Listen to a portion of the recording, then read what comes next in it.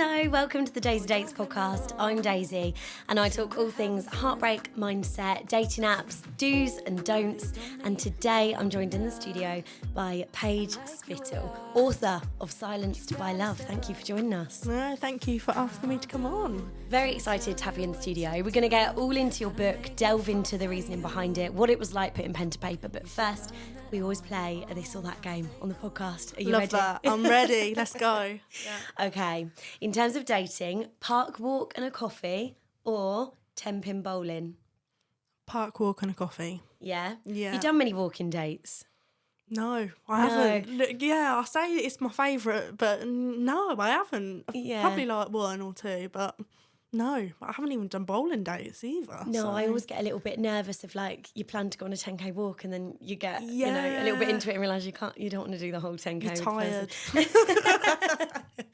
You're tired. In terms of a relationship, words of affirmation or gestures of service? Words of affirmation. I love people telling me how much they like me and what I mean to them, even though I haven't heard it in ages. But definitely words.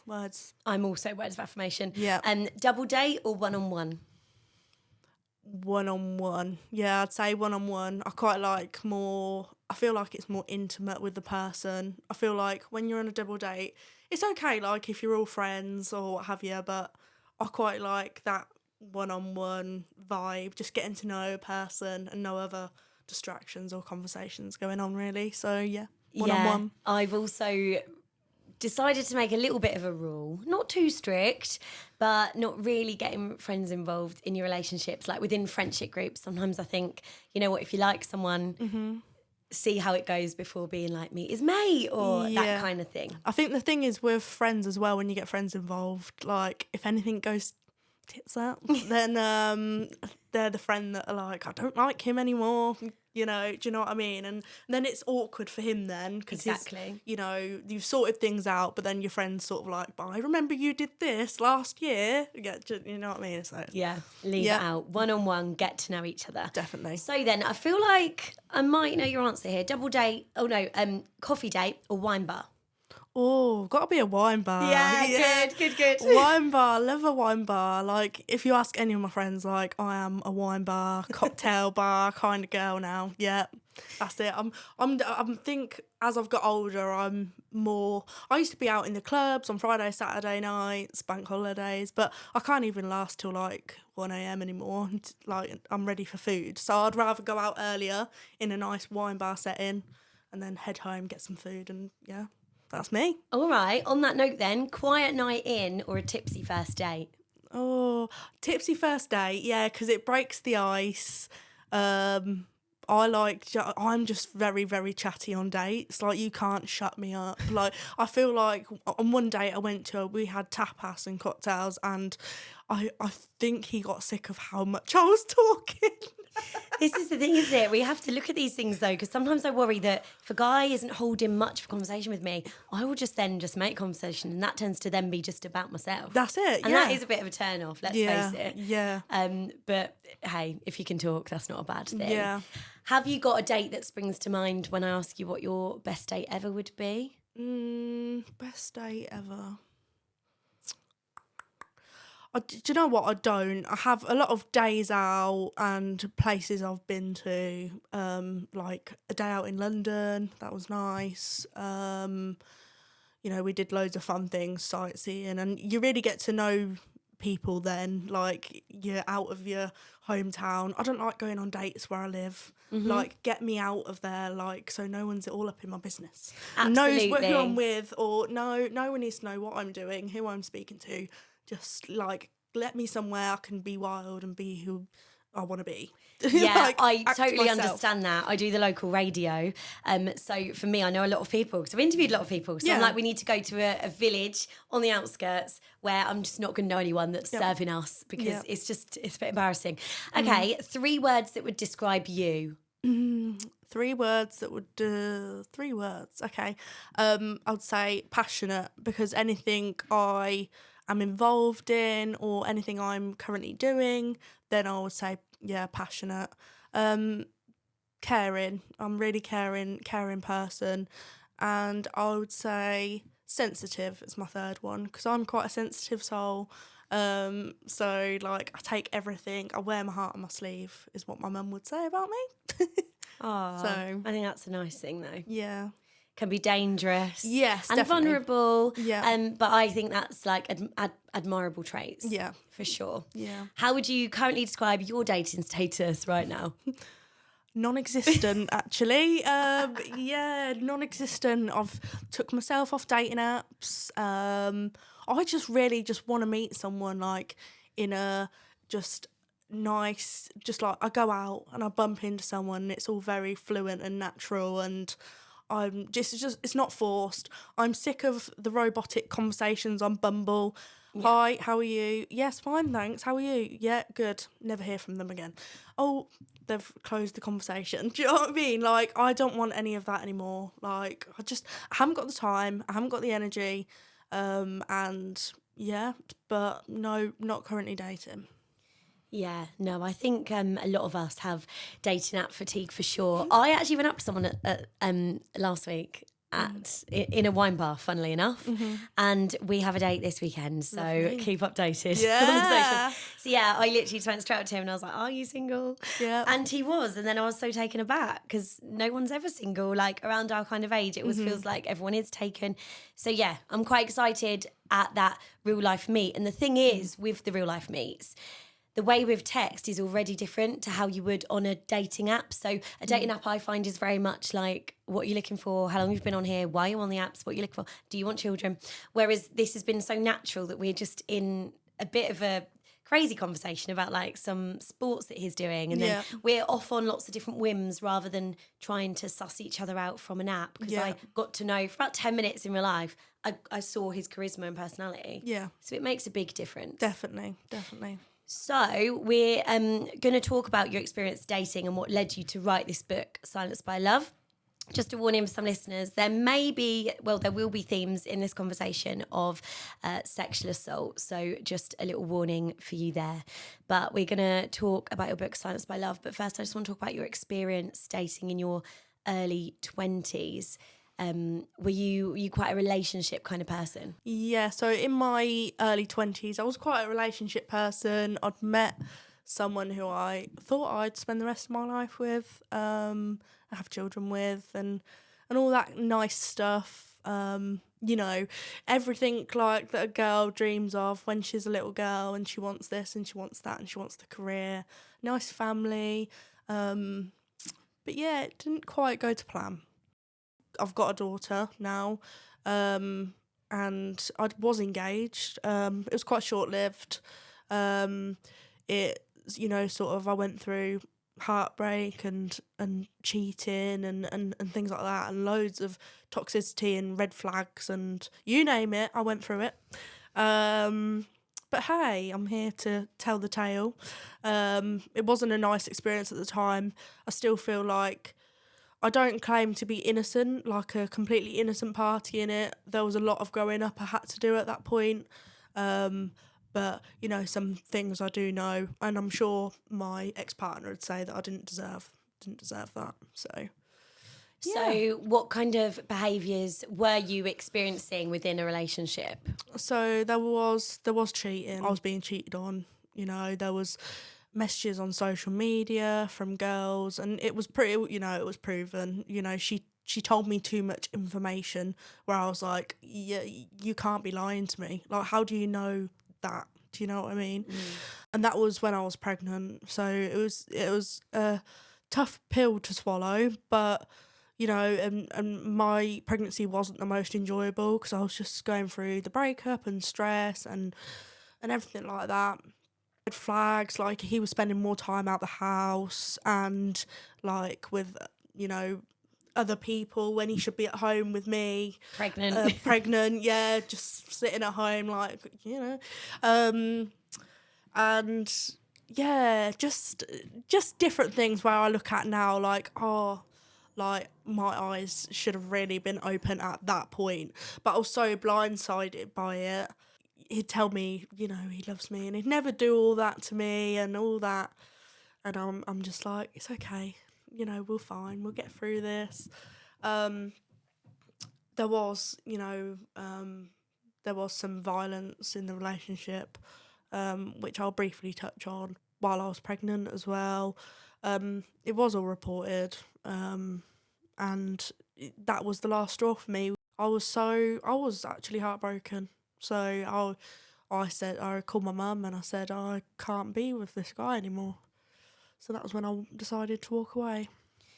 Okay, that's a brave step for anyone that has been in a similar kind of situation in a relationship like that, to be able to be brave enough to step away. Yeah. What do you think you had that courage because of knowing that you were going to be a mum? What do you think really brought on that courage for you? Yeah, I definitely think that it had a big part to play in it. The fact that I was carrying a child. I just didn't want her to grow up in a toxic environment, you know, us arguing all the time, you know, me not being 100% happy, him clearly not being 100% happy. Like, I wanted a happy, stable unit for her, more than anything. And obviously at that point, and, you know, at every point, you know, she's always at the centre of my thoughts. So I had to sort of put her needs and what I wanted for her first. So, which you do as a mum. Yeah. And do you think it's an age thing? Like, do you think if you met someone that was treating you like this now, not that much older, but slightly older, do you think that you would feel differently about it?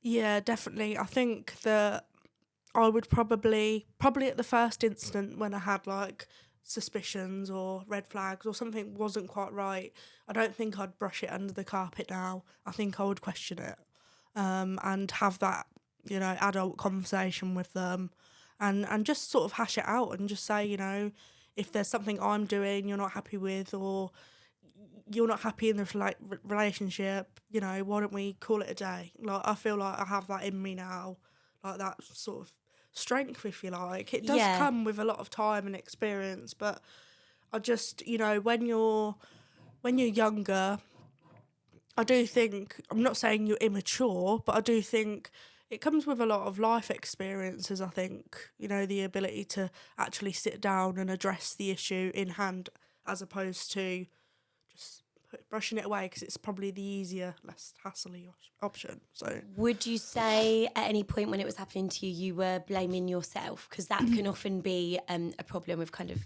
victims in that situation, can't it? Yeah, so I did. I always questioned myself. I always, you know, thought, you know, what am I doing wrong? Like, is it something I've done? You know, like, why? I always used to think, like, well, why is this happening to me? Like, all I want is just someone to love me and just to be happy with someone. And sadly, it wasn't my time. So, but in answer to your question, I did. I always blamed myself and things, and it was only when you really take a step back from the situation and the relationship, you're actually like, really, like, it wasn't something you'd done. It was, you know, something they've done, and they shouldn't, like, treat you like that. It's not acceptable. Yeah. So that comes with, like, healing ultimately, doesn't it? Yeah. So I think that's a self-worth thing as well. Yeah. Like, really being able to leave a situation that you know is not right for you is fully down to, maturity, but I think knowing your worth. Do you feel like you're there now?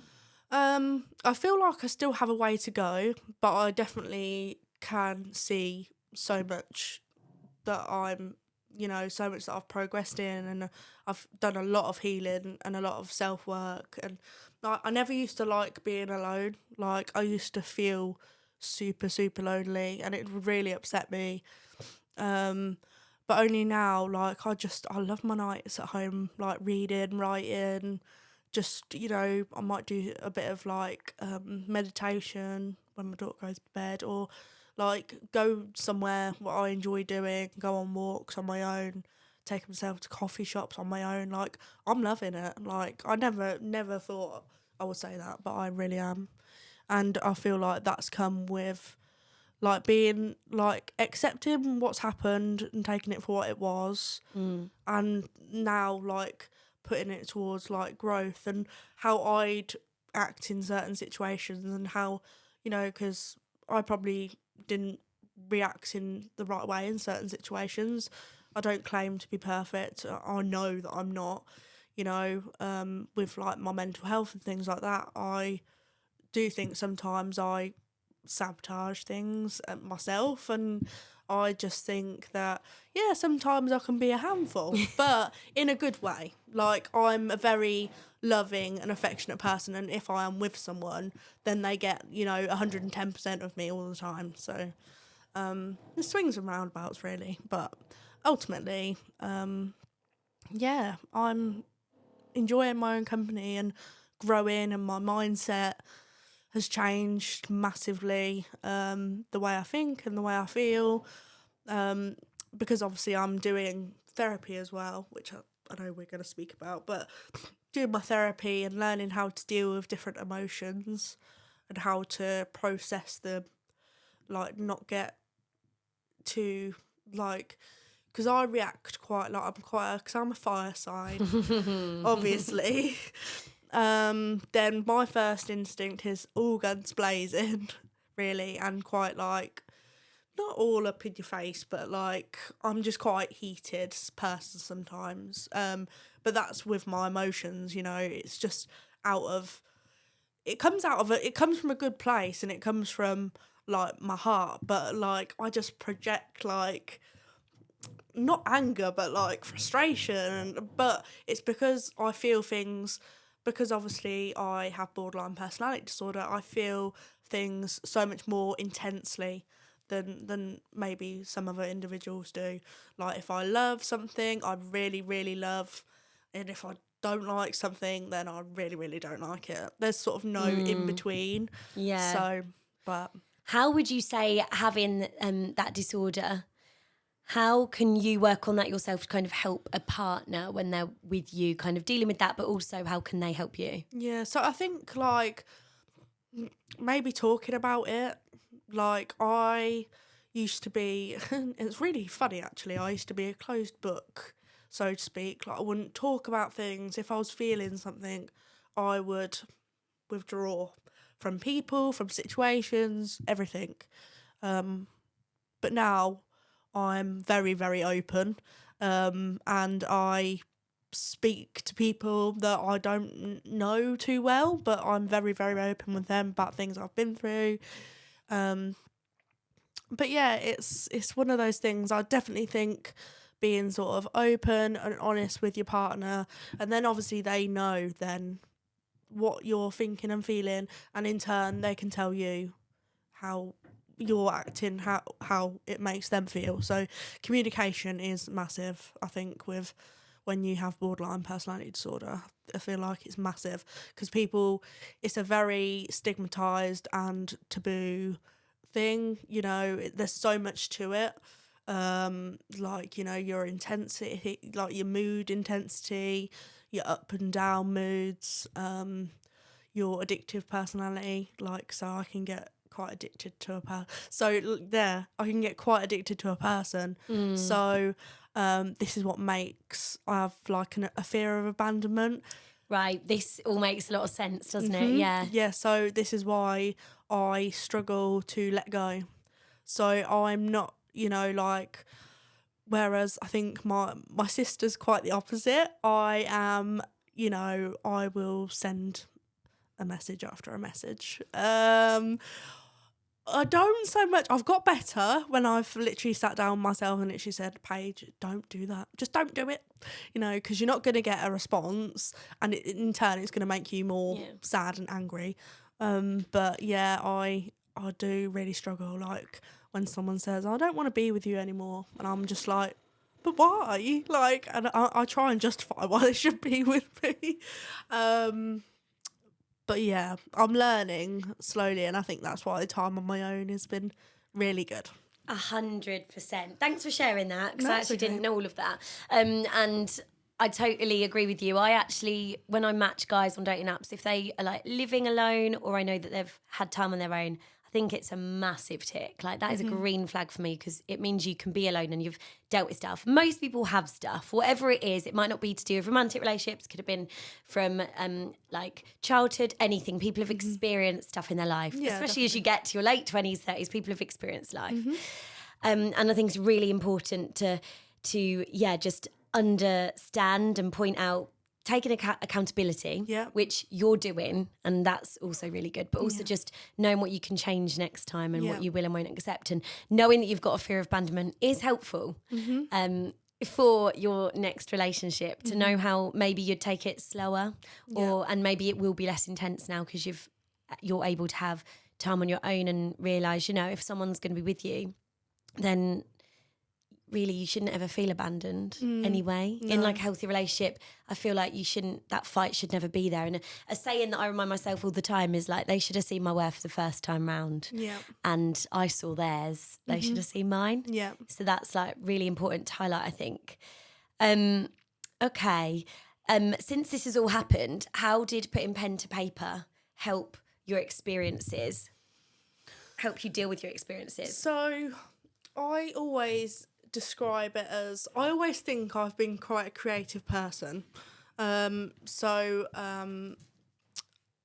writing and things like that, I was able to get everything that I was feeling, everything that I was thinking, just down on paper. And it just felt like I'd lifted the weight of the world off my shoulders and just put it down somewhere.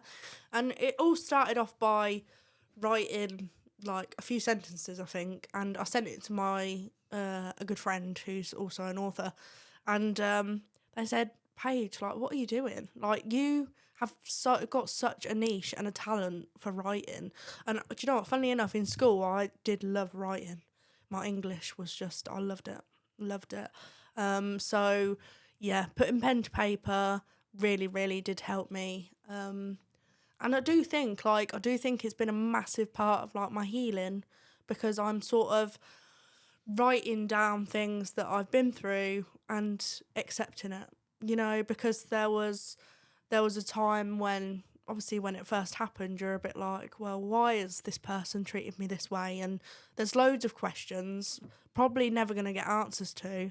So to write it down, I'm acknowledging and taking that things have happened, and I'm writing it down, and it's just getting it out there. It's almost like I'm like not chucking it away, because I feel like it's a big part of my life. Things I've been through, they're life-changing, you know, and I speak for many other people, men, women, things like this have happened to, and I just think, you know, they do change your life ultimately. But this was my way to, and I think everyone heals differently. Everyone's, you know, and as an individual, everyone deals with things differently, and I feel like this was just my way of helping me to heal. Yeah. And I think that acceptance is a key part, isn't it? Yeah.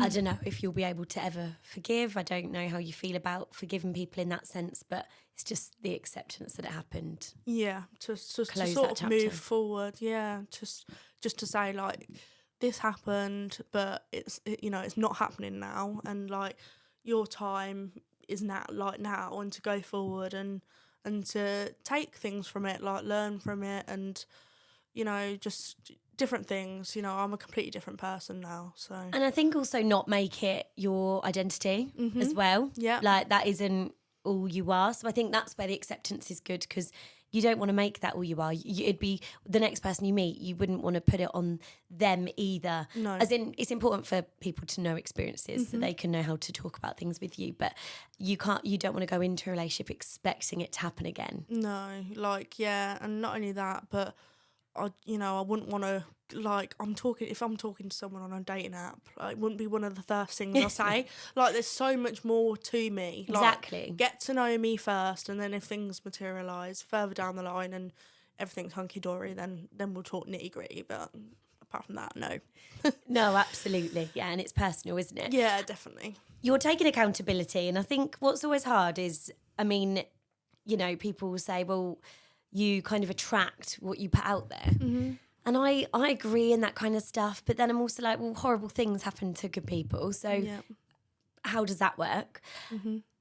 Why do you think you were attracted to the behaviour? Or why do you think I think it comes from sort of in terms of dating and stuff. Like, I think it comes from like low self-esteem, especially from things that happened to me like many, many years ago. I felt like wasn't worth more than that, and I just sort of settled. Whereas now, I'm not being funny, I'm not settling for something that that's bottom barrel. Like, well, I'm not worth a text reply. Like, one of them. Like, but it's come with time and my age, and I've grown up so much, and the fact that I'm a mum now, I sort of look at things now like, yeah, I'm not getting with anyone I wouldn't want to see my daughter with, and treat her, $1,000. $1,000,000,000 gazillion dollars. Yeah. No, yeah. exactly. You do have to think like that as well, because you wouldn't allow her to be treated like that. No. So sometimes you have to be like, why would I let myself be treated like Yeah. that? It's likewise if you go through something and you're being treated like it, but you would tell a friend to get rid, don't accept that behaviour. So you do need to make sure that you have these boundaries in place. Are there clear boundaries that you've made in your head that you would now take into a next relationship? 100%. Like, if they don't text me back, like, I get people are busy and they have a life, and like I work and I'm very busy and I do other commitments outside of work, and obviously I'm a mum as well, which is very time consuming, because it doesn't stop. It's from when they get up to when they go to bed on repeat. So yeah, I don't like ignorance. I feel like I wouldn't ignore you if you just don't want to talk to me. I'm grown up, I'm a grown up girl. I can take it on the chin. Yeah, so I mean, I'm not a materialistic girl. I never ever have been. Of course, I like to look nice and things, and of course, every girl wants the latest designer shoes and stuff and all that good stuff. But ultimately, I'm just down to, I just want good morals and just someone to like put in the time and the effort, and because ultimately I just think relationships, you want to connect with someone and grow with them and have a life together. So you take a part of that person, a part of you, put it together, and Bob's your uncle. Do you know what I mean? So I think my next relationship's just someone to be patient with me as well. I think because the concern is that I do have trust issues. I don't know if they'll ever go away. I don't know if it's a time thing.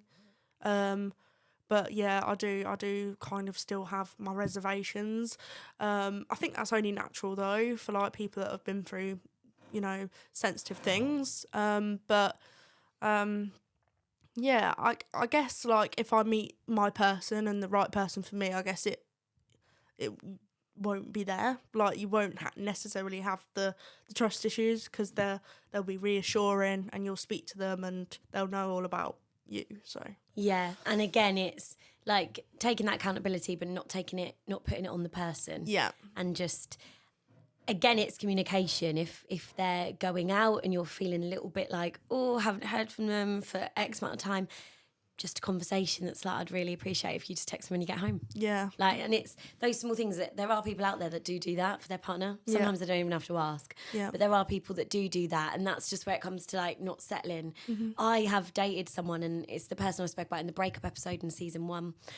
We had completely different like love languages. We were just like this, like just clashing, because I just needed words from him, like words of affirmation, and he just wouldn't ever compromise. So if I would be like, oh, would you just let me know when you're home? He never would. And I'm not even talking from a night out. I'm just meaning like home from the airport or something when it's really late. And he wouldn't. I'd be like, are you home? And he'd be like, yeah, 2 hours ago. Well, I did ask you, so why couldn't you have just let me know? Yeah. It's not hard, these things. No. It's just whether someone wants to do it enough. Exactly. But let's face it, you've got 2 minutes whilst brushing your teeth. Yep. You've got 2 minutes before you start your engine on your car. Like, there's so much time. I'm sorry, but it takes 2 seconds. Like, I mean, I always said this before, but it takes 2 seconds to reply to a text. You have the time to go on social media and post a tweet. Do you know what I mean? And write a Facebook status, and like your friend's post. Yeah. So can you not just tell me? You've bought a coffee today, haven't you? Yep. You've got time. 100%. Just to check in. Yeah. Hey, how are you? Yeah. Okay. When it comes to having a daughter, being a single mum, actually, which you're still really young to be a single mum, really, as well. Yeah. How much are you kind of willing to tell your daughter when she's old enough? Like, how will this be a conversation? You know, they learn different things, and there'll be conversations between her and her friends, and I'm sure it will spark questions. Me and my daughter, we have such an amazing bond. Like, I call her my mini me. And I'm so ever so proud of her, and I hope one day she watches this back and just listens, because she really did, as cliche as it sounds, like, she really did save me at a point where I felt like I needed it, and she gave me that purpose, and she always gives me that fight every day just to carry on and just to keep, like, speaking my truth and just being me, and just to keep trying. And if, you know, I fail at something or things don't go quite right, just try again. You know, don't be so disheartened. So yeah, I know it has been hard. It hasn't been without hardships being a single mum. You know, I was a single mum at 22, and I'm, you know, 27 now. So it's come with a lot of growing up, a lot of maturing. Life changes completely. I can't just go out anymore, you know, Friday, Saturday nights, can't just pop to the gym. Like, I have to have a sitter, or, you know, one of my family. They're great support, so they sort of help me out. She's got an amazing auntie and uncle and grandparents, obviously, on my mum's side, and you know, my dad as well. So in terms of, like, my family, I'm not short of people to ask. You know, they're all still very much there for me and her. So but yeah, it has been hard. It's been challenging. When I first had her, I had really bad postnatal depression. I think it was a mixture of, obviously, the breakup and being in a hospital and having my baby on my own, and there'll be loads of couples. It was very overwhelming, like, because I was like, that's what I wanted, you know? Yeah. So it was hard for me at that point. But at that point, when I felt really down, you know, that's when I felt like I needed to get help, like, for the sake of me and for her as well. Like, I wanted to be the best mum that I could be, and hopefully, like, this far, hopefully I, you know, done well by her. Yeah. Oh, you know what? Everything happens for a reason, and maybe although the relationship didn't work out with the person, there was a reason a daughter came from that relationship. Yeah, 100%. And maybe it was always to get you through and to fight you through everything you'd been through in the relationship. Yeah. So that's quite a nice thought. Yeah, definitely. And going on to the therapy then a little bit, how has therapy helped you? It's nice. So one-to-one is quite, like, nice, because you have that one-to-one time with someone, and just them saying, like, Paige, like, how you're feeling is completely normal and okay, and, you know, don't feel bad about it. We just need to learn how to deal with your emotions and embrace it all at the same time. Obviously, group therapy is hopefully going to be nice, because it's going to be all people that are just like me, that have borderline personality disorder. We're all just going to be talking and, like, all just get it. We'll all just vibe and all just, yeah, I've been through that too. So it's nice to share my experience with alike people. Do you think there's stigmas when it comes to, like, dating, when it does come to a point where you perhaps have a conversation that you've got borderline personality disorder? Are there stigmas with that? I definitely think there are, because I think, you know what I mean, like, oh God, this girl's a nutter, or, you know, she's going to be hard work and things like that. But I feel like when I meet the right person, they will put that time and understanding into our relationship, and just take me for as I am. It's not all I am, it's just a part of me, like a minute part. Exactly. Again, not identifying with that one thing, and Yeah. actually feeling those intense emotions because of it also has lots of plus sides on the other end, like really caring qualities and things like that. Okay, well, we've got your book in front of you. We have, Silenced by Love. So basically everything you've been through, which of course we haven't got time to cover in a whole episode, but accumulated into a 3-part book. Yeah. It starts with Silenced by Love, and it speaks about toxic relationships for Soph. That's my main character name. And it starts with Silence by Love, and then the second one, Silence by Fear, and then the third one will be Breaking the Silence, where she'll talk about, healing and opening up, and the fact that she's like came through the darkness and like into the light, like that's the end goal, like a nice ending. That's lovely. And Yeah. is it talking from Sophie's point of view? You know, it's not, I'm speaking from personal experience, but it's obviously fictional characters. So, but yeah, it's good. It goes through a lot, you know, hopefully it resonates with a lot of ladies or gentlemen who have been through similar things. And yeah, obviously I just, you know, I want it to like open people's eyes a bit to the fact that these things are still very much happening. And yeah, just like if people are like going through it, like to know that I haven't always been this open, but now I am, and I just want to help other people tell their stories and know that it's okay and they're not on their own. What has allowed you to be so open, do you think? Why are you not afraid to be open about it? It's just made me such a stronger person, a more stronger minded person, like stronger willed. Like I know I have a purpose in life for greater things, and I think like with my life experiences and things that I've been through, I feel like, yeah, like this is like I want to help other people, like because it's quite scary actually, Daisy, like how many people do go through these things in relationships, out relationships. You know, all the things that are covered in the book are very sensitive, and the book is, you know, to put it out there, it's very, very raw, and yeah, I would say it is a tough read, you know, but to know that there's a good ending, and you know she does come back from everything she's been through 10 times stronger, and she then comes out and tells her story, and she's not afraid about it because it's part of who she is.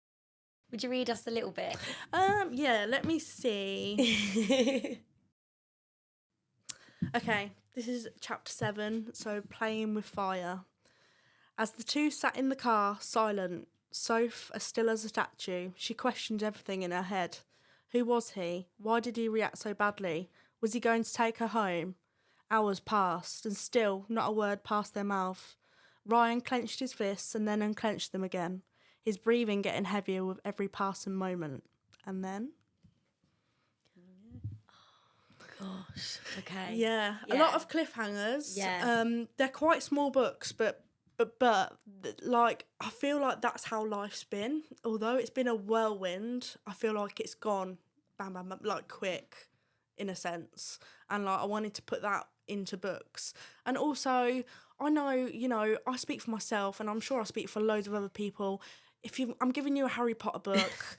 I love Harry Potter. Yeah. They're massive, aren't they? Really, really so big, these yeah. are quite small. Actually, they're called like... I think there's a word for them, like bookzines or something. Cute. Yeah, or something like that. So they are quite thin, but hopefully when third's out, hopefully later this year, then I'll put them all into one. So they'll just be 3 big chapters, but there'll be 3 little books, if you know what I mean. So, yeah. All exciting, all very exciting.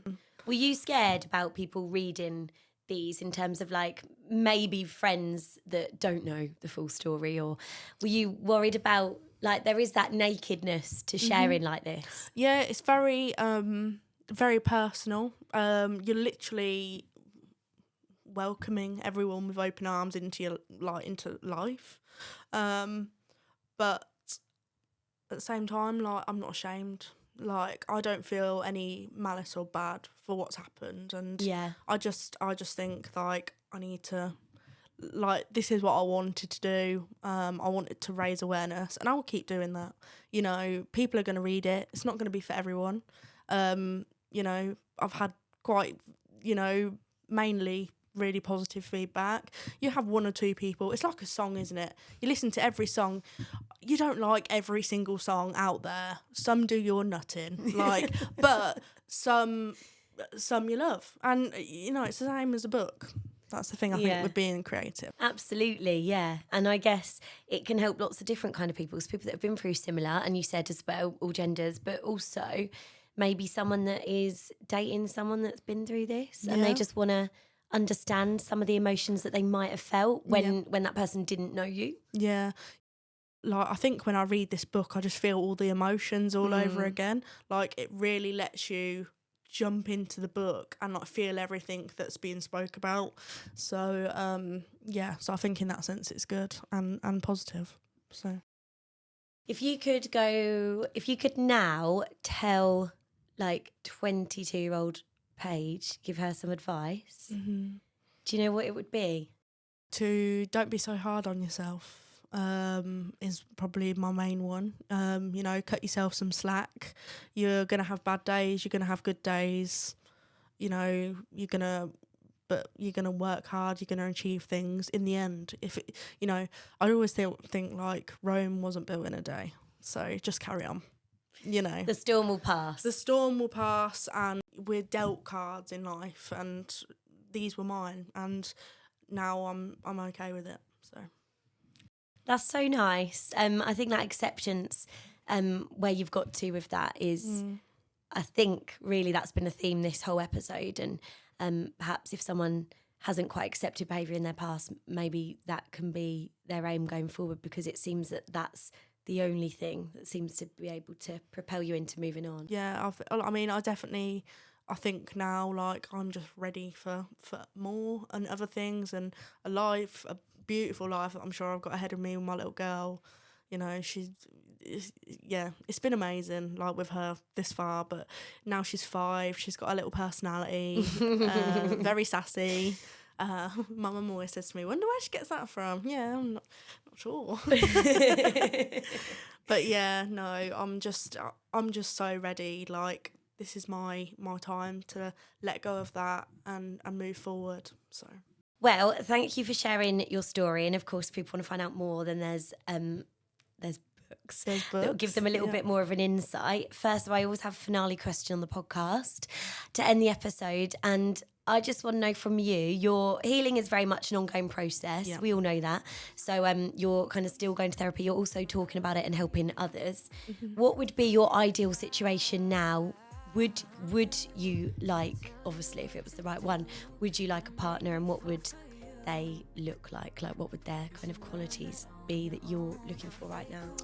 I think at the minute, I'm going to be completely honest, I think at the minute I'm not ready for a partner. You know what, that's so healthy that you can admit that, though. Yeah, I'm not ready for a partner at the minute. I think I need just time, my daughter, time with, like, my healing and concentrating on myself, my own life.